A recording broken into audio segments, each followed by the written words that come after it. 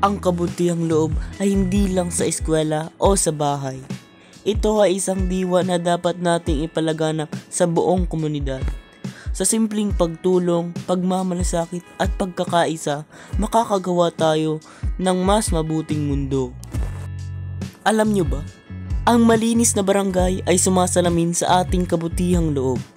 Sama-sama tayong maglinis, magmalasakit at magtulungan para sa isang maayos at maaliwalas na komunidad.